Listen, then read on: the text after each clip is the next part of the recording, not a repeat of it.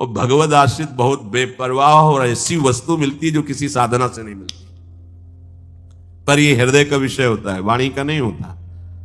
केवल वाणी के कहने से हृदय शांत नहीं हो जाएगा। निज सुख बिन मन होई की थीरा, जब तक मन में ये आश्रय जागृत नहीं होगा तब तक बात नहीं बनेगी। और ये जागृत तभी होगी, लिख लो, जब तुम्हारा अपमान होगा, निंदा होगी, शरीर किसी असाध्य रोग से ग्रसित होगा, सब तिरस्कार करेंगे, सब, कोई सृष्टि में प्यार से देखने वाला नहीं होगा, तब सच्चा मदाश्रय उदय होता है। प्रभु आपकी सेवा, वो हृदय की जो धारा प्रभु की तरफ बही निहाल कर देते हैं। तो एक कदम मेरी तरफ चल के तो देख, पूरी सृष्टि न झुका दूं तो कहना, भगवान की वचन। एक कदम तो चल के देख मेरी तरफ। ये अंदर की बात है। बाहर से आप कहोगे तो हम 500 किलोमीटर से आए, एक कदम की क्या बात है। बाहर से दौड़ने वाला कोई वीर नहीं कहा जाता। अंदर तो आप वहीं बैठे हुए हो, शरीर में, उस शरीर संबंधियों में, शरीर भोगों में, एक कदम कहां चले। अंदर की बात है या आपको। ये मदाश्रया अंतिम सांस तक हो जाए तो परम पद भी मिल जाएगी। बहुत बार बता चुके, फिर समझ लीजिए। द्रौपदी जी महान भक्ता हैं, भगवान से मिलती हैं, बात करती हैं, पर ये विपत्ति, ये दुख, ये असाध्य रोग, ये अपमान, ये निंदा, ये मदाश्रया को जागृत करता है, दूसरा नहीं, दूसरा नहीं। अभी तक पूर्ण मदाश्रया द्रौपदी जी नहीं थी, क्योंकि जब कर्ण और दुर्योधन के आदेश से दुशासन महल में प्रवेश करता है और बाल पकड़ करके अपवित्र दशा में उनको घसीटते हुए सभा में लाता है, तब एक बार भी नहीं बोली हा श्री कृष्ण।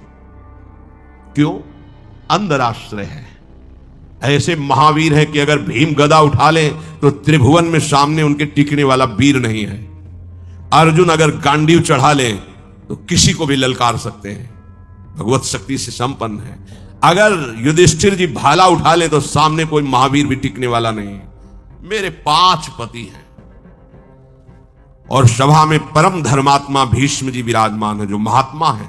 क्या उनके होते हुए ऐसा हो सकता है?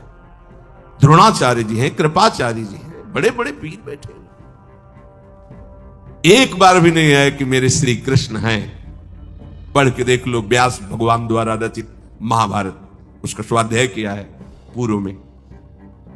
एक बार भी नहीं आया कि मेरा परम प्यारा मित्र श्री कृष्ण है ना, वो बचा लेगा। अगर ऐसा आता तो दुशासन केस में हाथ ही नहीं रख सकता था। विश्वास कीजिए, महल में ही केस नहीं पकड़ सकता था द्रौपदी के। गई सभा में,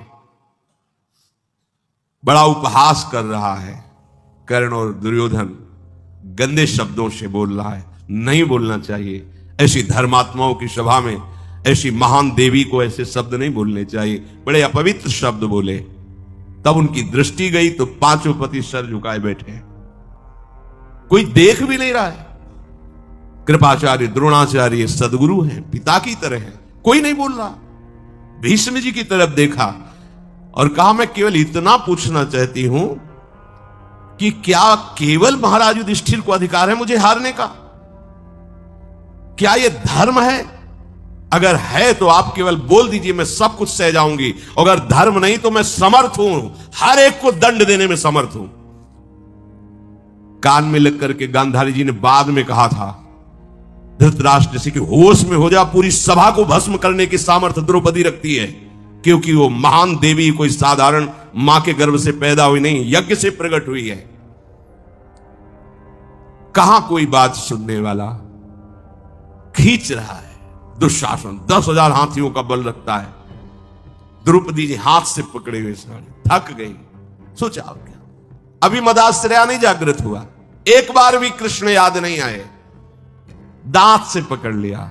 अब लगा कि अब की बार के झटके में दांत से भी छूट जाएगी। स्वयं छोड़ दिया और कहा, हे गोविंद द्वारिका वासी। सेकंड नहीं लगा, भगवान का वस्त्रावतार हो गया। मदाश्रया सीधे भगवत प्राप्ति। कोई भी कहीं भी कैसे भी मदाश्रया के लिए शर्त नहीं है कि आप किस जन्म, किस कुल में, किस क्या कुछ, कहीं भी हो, कोई भी हो, कैसे भी हो, भगवत प्राप्ति के लिए सिद्ध बात है भगवान का आश्रय। अब जीव आश्रय लेना भी नहीं जानता, इसीलिए सत्संग भगवान देते हैं, साधु महात्माओं का संग देते हैं, जिससे तुम्हारी बुद्धि पवित्र हो और तुम भगवान का आश्रय लो।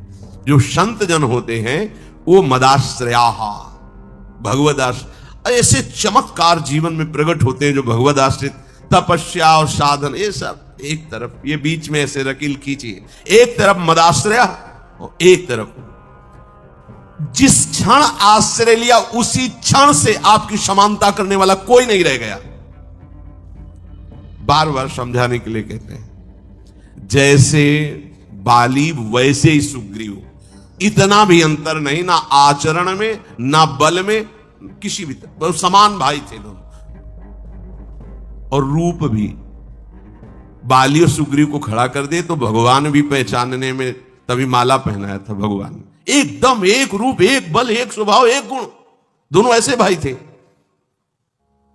जब भगवान ने बाण मारा, सामने देखा कोटि कंदर्प दमनी मर्यादा पुरुषोत्तम भगवान गंभीर मुद्रा, तो हृदय में तो महान प्रीति है, बड़ा प्रसन्न है कि वैसे तो मैं इस लायक ही नहीं था, जो योगियों के ध्यान में नहीं आते, हमारे सामने खड़े हैं, पर थोड़ा इनसे बात भी तो कर ले।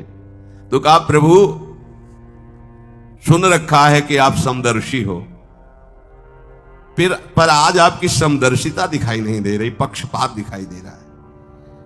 मेरा भाई है, पता नहीं आप जानते हैं पूर्ण रूप से कि नहीं, पर मैं जानता हूं क्योंकि साथ ही खेला हूं। मेरे आचरणों से उसके कम आचरण नहीं है, जैसा मैं वैसे ही मेरा भाई, मैं जानता हूं। पर ये क्या, एक का पक्षपात लेके छुप के हमारी छाती में बाण मारा, मैं बैरी सुग्रीव प्यारा, क्या कारण? एक शब्द यही भगवान का था, ऐ देहाभिमानी, तूने सुन नहीं रखा था कि ये मेरी शरण में हो गया है।